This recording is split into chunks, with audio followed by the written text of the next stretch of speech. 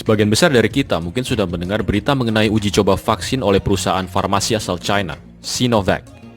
Uji klinis vaksin fase ketiga ini akan dilakukan kepada 1.620 subjek dengan rentang usia 18 sampai 59 tahun. Menurut berita yang sudah beredar, Bio Farma menunjuk Fakultas Kedokteran Universitas Pajajaran untuk melakukan uji klinis tersebut. Dari data sumber berita, uji klinis fase ketiga ini bertujuan untuk pengujian efikasi dan keamanan vaksin. Ini membuat saya jadi bertanya, ini berarti keamanannya belum teruji untuk manusia. Kemudian pertanyaan saya yang kedua, kenapa kok tidak diuji coba di China saja terlebih dahulu? Kenapa harus ke negara-negara lain seperti Indonesia dan beberapa negara lainnya seperti Brazil? Apakah negara China yang penduduknya miliaran itu kekurangan sukarelawan yang mau dijadikan sebagai bahan uji coba? Kenapa harus jauh-jauh ke Indonesia? Kemudian pertanyaan saya selanjutnya, apakah virus ini sudah pernah dimurnikan? Karena mengutip dari riset yang dilakukan oleh Dr. Andrew Kaufman, secara jelas menyatakan sampel virus ini belum pernah diisolasi. Ini artinya sampel virus yang digunakan sebagai standar merupakan gabungan dari berbagai materi genetik seperti eksosom, bakteri, sel imun, dan lain sebagainya. Lalu coba, apakah ada yang bisa memberi bukti literatur atau jurnal ilmiah yang menjadi dasar penentuan spesies COVID-19? Apakah ada? Coba Anda cari di situs resmi WHO, apakah ada? Lalu di mana literatur saintifik yang merupakan dasar penentuan spesies baru ini? Ada yang bisa beri saya referensi resminya? Jadi kalau secara spesifik, virusnya saja belum pernah dibuktikan keberadaannya dan tidak jelas. Lah vaksinnya lalu isinya apa? Alat tesnya pun belum ada yang benar.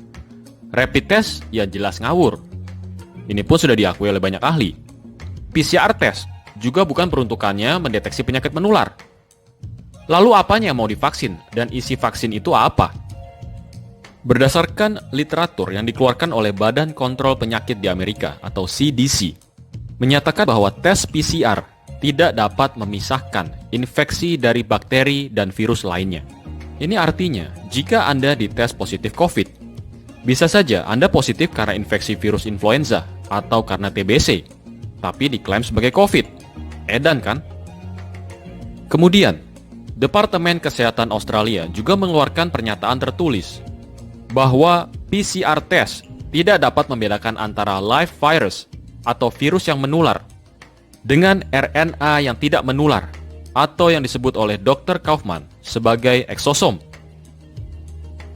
Kemudian, sudah pernahkah Anda mendengar cerita misteri tentang 57 nelayan Argentina yang dites positif setelah 35 hari melaut? Padahal mereka semua sebelum melaut sudah dites negatif. Lalu kira-kira di tengah lautan, siapa yang menularkan virus COVID? Hantu. Ya tidak heran, CDC saja menyatakan bahwa tes kit untuk COVID sudah terkontaminasi.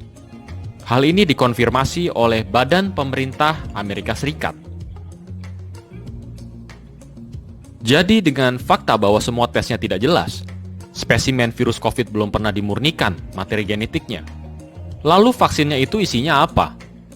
Sebagai pembanding saja, wabah SARS tahun 2002.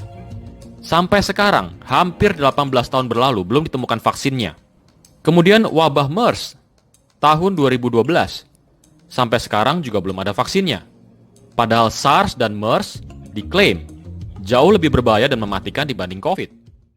Jadi setelah menonton video ini, bagaimana kesimpulan kalian semua? Ada baiknya jika masih belum paham, tonton ulang video ini dari awal. Semoga Indonesia berjaya.